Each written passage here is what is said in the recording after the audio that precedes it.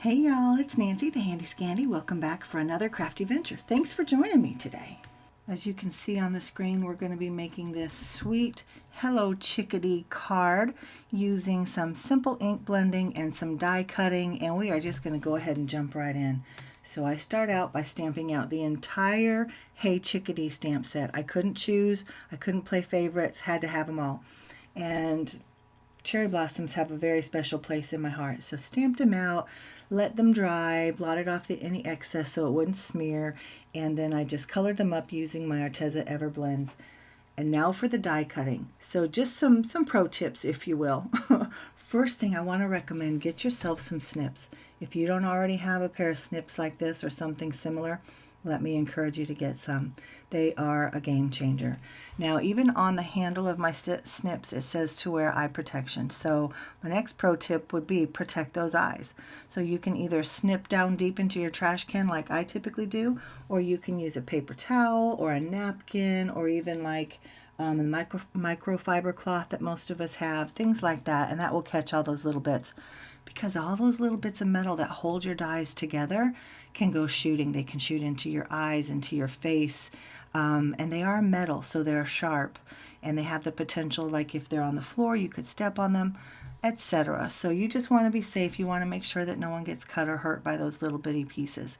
And you see that die on the top right, that birdhouse? Did you see how it had a flower in it? So my next tip is to make sure that you get all of the dies. You don't want to lose any, you don't want to waste any, because in manufacturing sometimes they'll have them inside each other just for space, being good stewards with their product and with their finances in terms of the production process. So you want to make sure you get them all.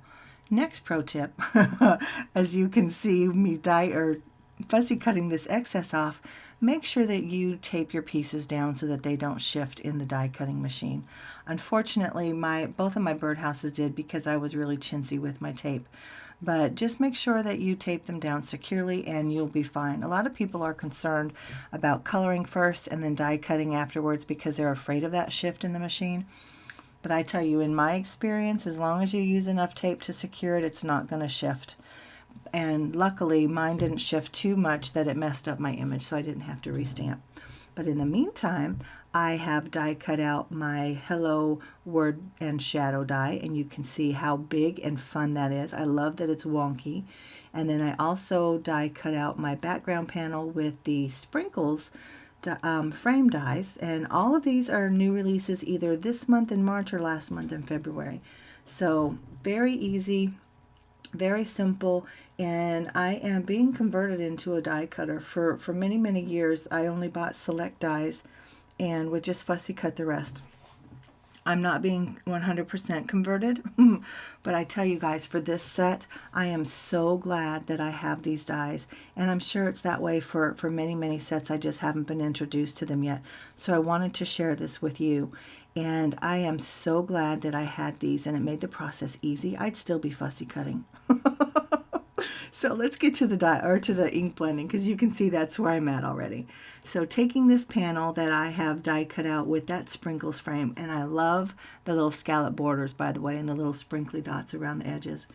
But I'm using 3 shades of blue from my Pink Fresh Studio stash. I love these inks. They're my go-to inks. But I'm just doing down and dirty ink blending. You don't have to get fancy. You don't have to ink blend for 45 minutes because you saw me auditioning all my pieces. So now I know, at least in generally, what this scene is going to look like. And I know that most of this blue panel, as dramatic and beautiful as it is, it's going to be covered up. And it's literally just going to be the background.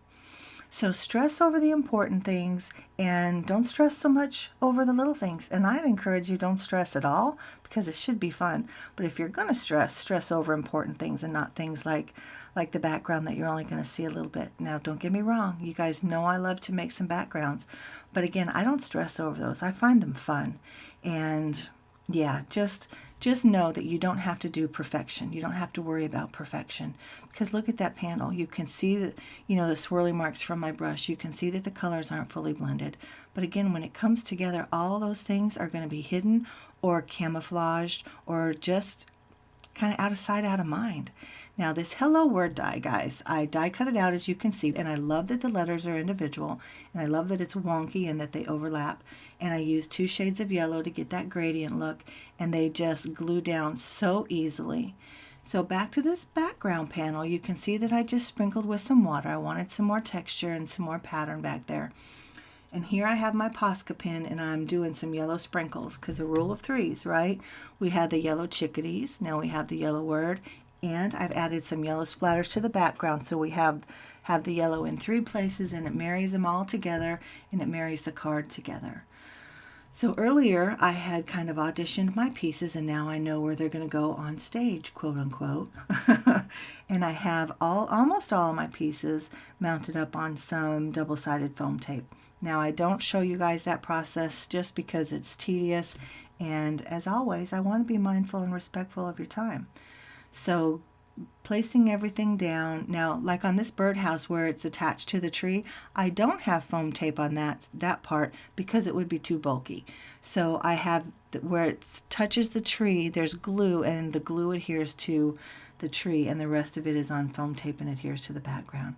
So anywhere that it's layered like that will just be glued down directly to the background piece. Now look at this hello. I love it. I love, like I said, it's whimsical. No pun intended, but it's just fun, and I love the way the yellow kind of pops off that blue background, and I had to use all 4 chickadees. I did, and I love them, and they pop beautifully off that blue background, as do those sweet cherry blossoms. I love this card. I love all of these stamps and dies, and guys, I'm being converted into a die person. I think you'll be seeing me use more and more dies. For a long time, I just wasn't a die person. I would use my money for other things, but I am being converted, and it made this process so easy, especially using those tips that I've shared with you in the beginning, guys. Let me know what you think. Are you a die cutting person? How do you use them? How would you use these? Let's have a conversation downstairs. I'd love to know your opinion and how you use your dies. I know there are all kinds of fun, different techniques. Let me know downstairs.